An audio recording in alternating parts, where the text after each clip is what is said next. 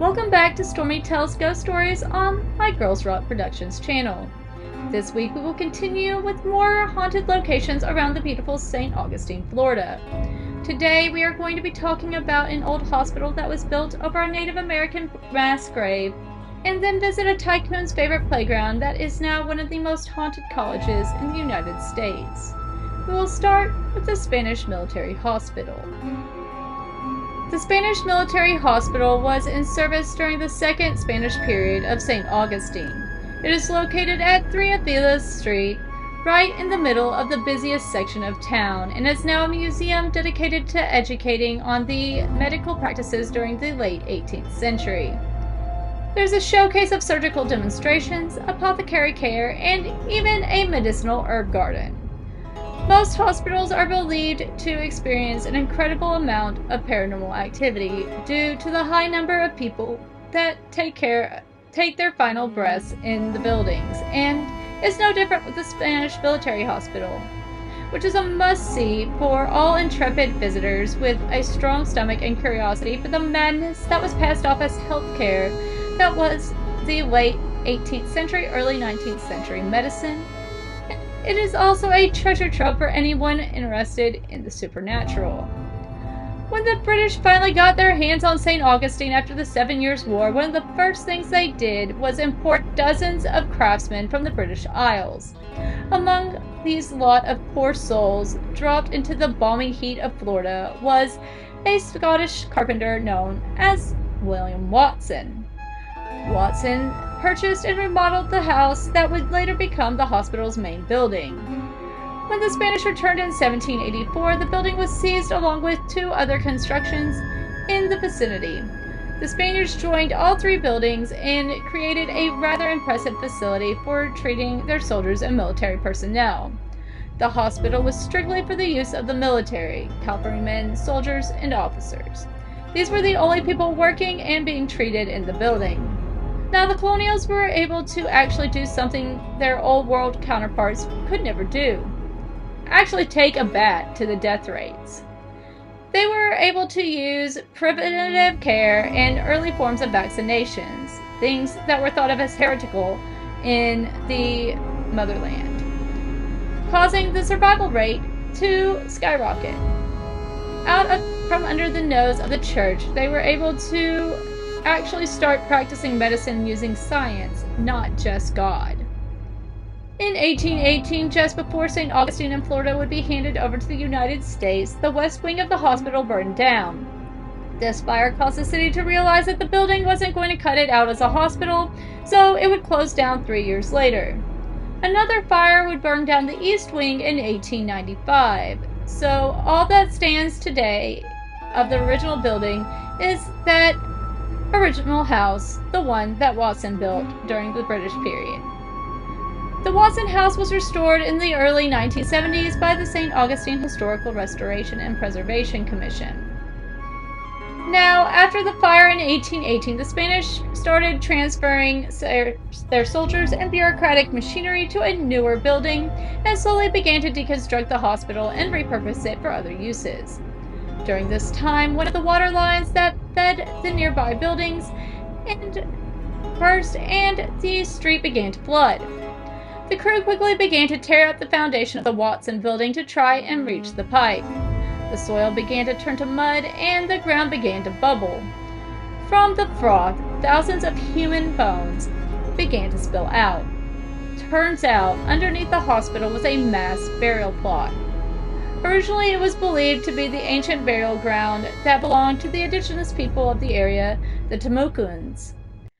And for over a century, that was the belief, until 1934. This was when a group of workers turning the ground for an orange tree crop near the Fountain of Youth attraction uncovered the real Timucuan Indian burial ground. This brought up quite a few questions. Why were there 2 burial plots? Why were they so far apart? And why were the burial practices completely different? The one near the Fountain of Youth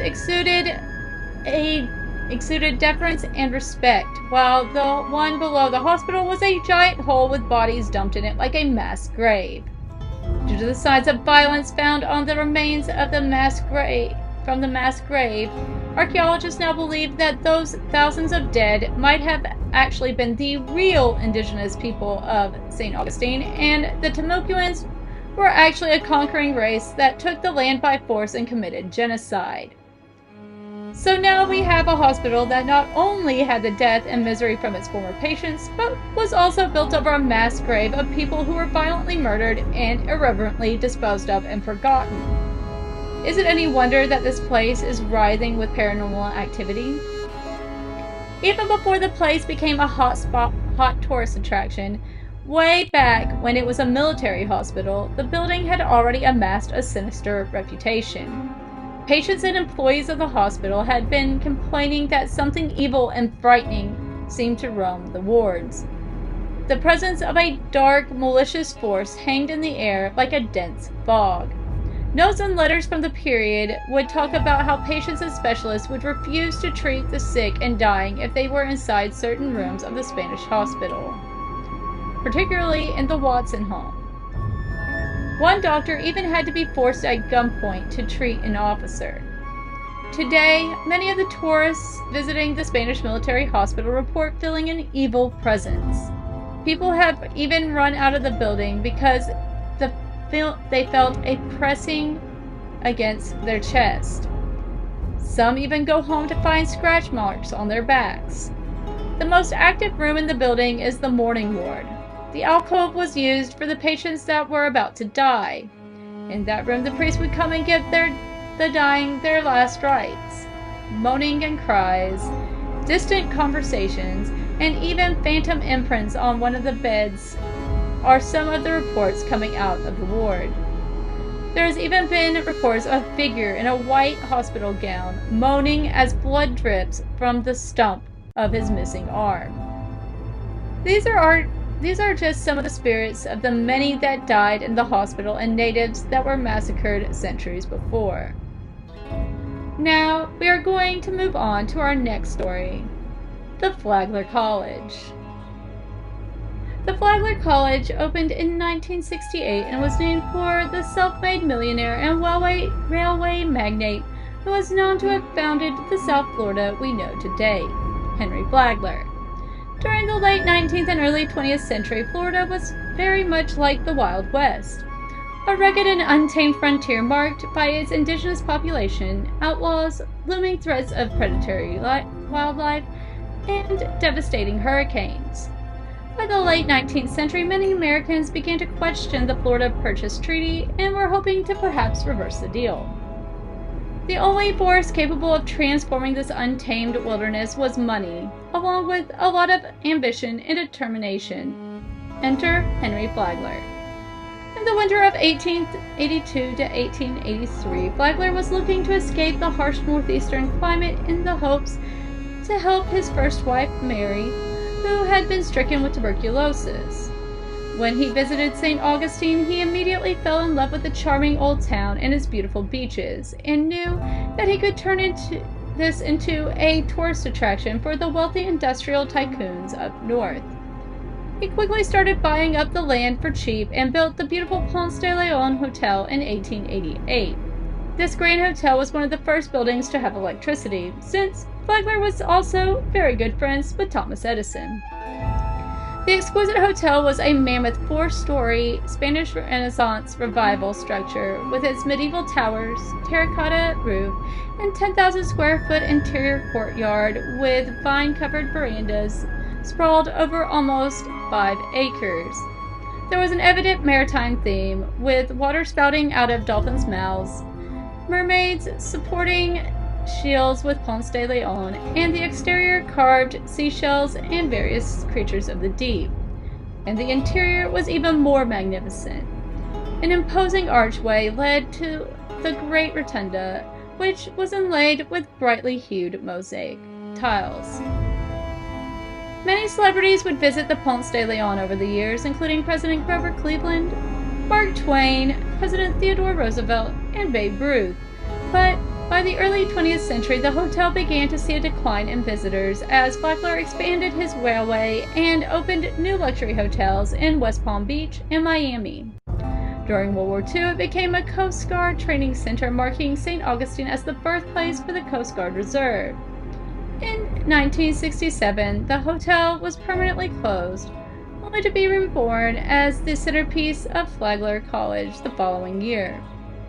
There have been many spirits reported to haunt Flagler College, including that of Henry Flagler, who is said to still roam the halls and rotunda of his beloved hotel. The other specters that can be seen are the three ladies of the hotel. The first lady that is talked about is the Blue Lady, and she is normally spotted at her favorite table in the dining room, normally referred to as the Tiffany Room because of the stained glass windows by Tiffany. She has even conversed with people throughout the years. Though no one knows her exact identity, old-timers who once worked in the dining room recalled hearing about a lady with a penchant for dresses of pale blue lace, broad-brimmed white hats adorned with flowers, white gloves, and high button-down white shoes. These who would always sit in a particular table by the window and requested tea and cakes. She is believed by some historians to be the mistress of Clifton Ward, a friend of Henry Flagler's. Although Ward was married, he became smitten with a dark-haired beauty staying in the hotel. There was an affair, and before long the girl found her out she was with child. She informed Ward, who by this time was madly in love with the young woman, and he asked his wife for a divorce. Mrs. Ward refused, and so Clifton joined his sweetheart at her favorite table where she was partaking in teas and cakes, and informed her of the bad news.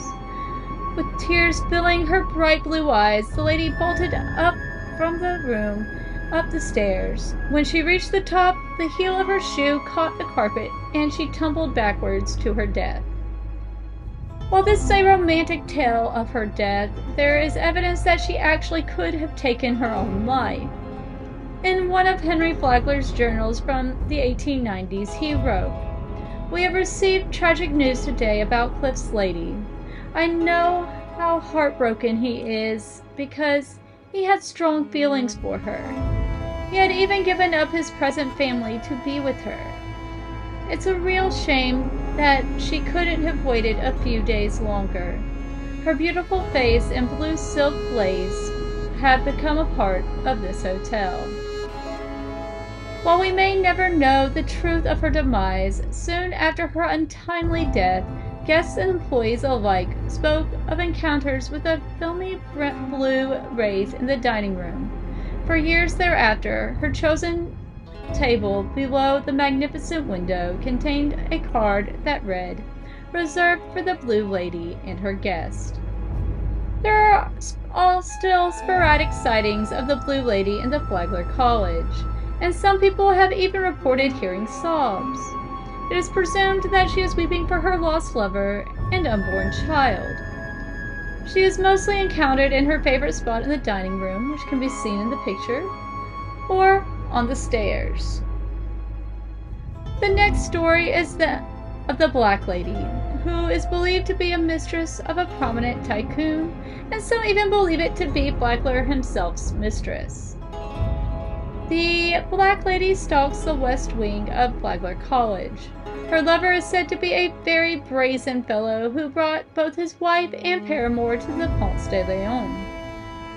He shared a suite with his family in the east wing and ensconced his lady friend in luxurious quarters on the opposite side of the hotel.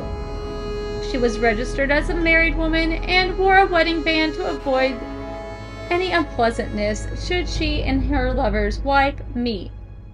At the beginning of the season, which lasted from January to March, the young mistress discovered that she was with child, and after a few weeks could no longer fasten the waist on her dress, no matter how tight she laced her corset. To allay suspicion, she told people that her husband had died abroad and confined herself to her room, even taking her meals there. It wasn't until the sun began to set that the sad-faced lady donned her widow's clothing, including a voluminous veil and cape of black lace, and then left the confines of her chambers to stroll the ancient city. This was considered acceptable behavior for a recently widowed woman in those times, and no one questioned the overabundance of black lace hiding her expanding waistline. She would often also be seen pacing the west of Observation Tower. The visits from her married lover became less frequent, and the once vivacious girl was now convinced he no longer found her attractive because she was losing her hourglass figure he so admired. It also became clear that he wasn't going to marry her, and she would be left alone to raise a bastard child. The best she could hope for was that he would support his son or daughter. Finally, one night, in a fit of desperation, the lady made the arduous climb to the top of the tower, where she tied one end of a heavy silk cord to a slender pillar and the other around her neck. Then, hoisting herself atop the railing, she stepped out into eternity. There was a full moon that night, and guests outside taking in the fresh sea air looked up to see the form of a woman in black silhouetted against the buff-colored stone of the West Tower.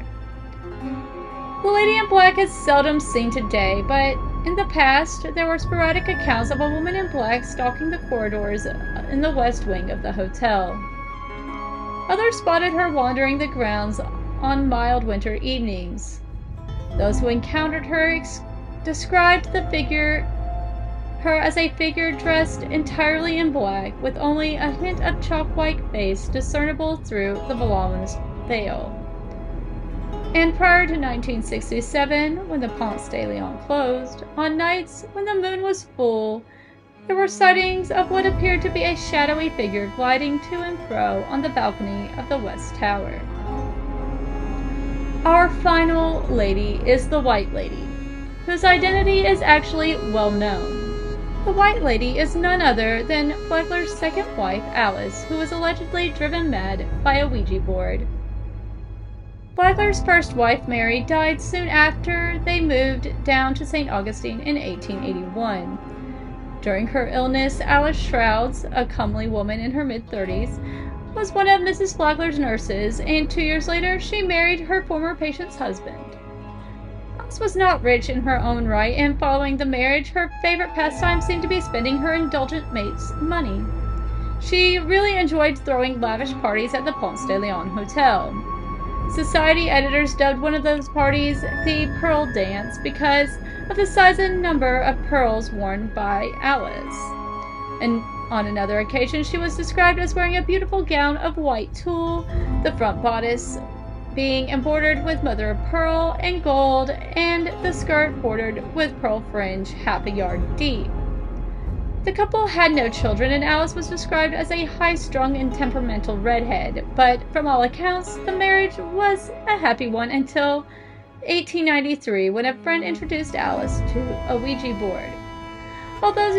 Although these were considered nothing more than harmless parlor games, there are those who believe, including myself, that the Ouija board has a propensity for harm if not used properly, and warned that at least 2 individuals must be present when the oracle is consulted. Unfortunately, the credulous woman, who was 45 and likely suffering from more extreme symptoms of menopause, became totally entranced by her enchanting new toy, and when she couldn't find a Ouija partner, consulted the board alone. Mrs. Flagler became convinced that she was communicating with a spirit who told her that the Tsar of Russia was in love with her and that she was destined to become the Tsarina. Before long, she was calling herself Princess Ida Alice von Schultenteck and believed there were those who wanted to poison her because of her royal heritage. By 1895, it was felt that the lady had become homicidal, and Flagler had her committed.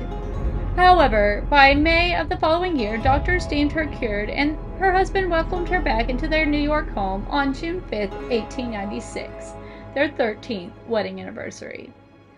All would go well for a few weeks, then Alice began asking for a spirit board and attempted to bribe servants to fetch her one. Finally, on October 10th, a neighbor's wife snuck a new Ouija board into the Flagler home, and Alice resumed her fixation on the Tsar and conversed with unseen visitors. Shortly after, she was returned to the asylum, and this time the doctors pronounced her helplessly insane. Flagler returned to Florida and succumbed to the charms of a young Mary Lily Keenan, a Southern belle 37 years his junior.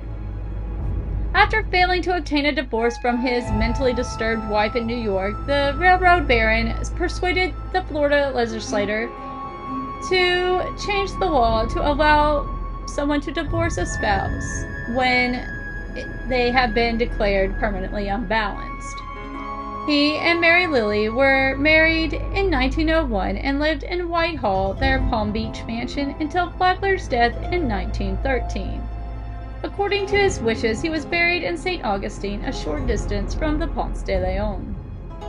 Meanwhile, Alice, in a world of delusion, languished in a New York sanitarium. But in the end, she would outlive the husband who divorced her and his young new bride. Mary Lily died in 1917, just 8 months after marrying her second husband. Alice died July 10, 1930, at the age of 82. She was buried in New York. Soon after her death, rumors began circulating that the ghostly figure of a woman in white had been observed in the dimly lit corridors of the spooky old St. Augustine Hotel. Those who saw her described her as a petite red-headed lady decked out in Victorian finery. I was really surprised.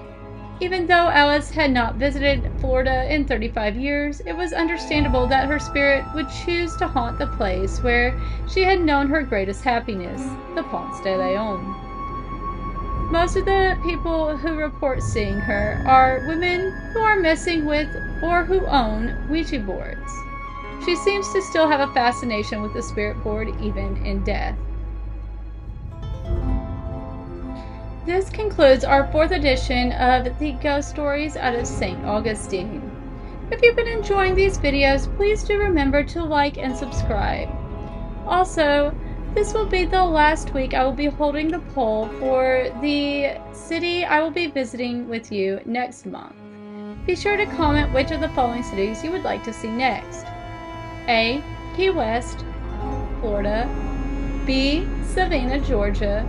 C. Salem, Massachusetts, or D. Chicago, Illinois.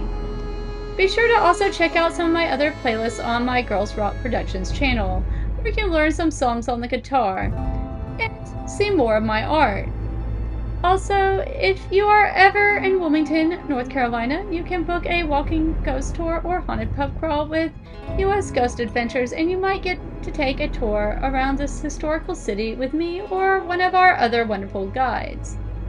And if you decide to move to this charming city in coastal North Carolina, be sure to contact me on my other YouTube channel, Moving to Coastal Carolina, as I am also a licensed realtor here in southeastern North Carolina.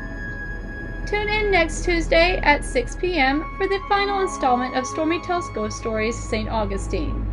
Until then, stay safe and have a great rest of your evening.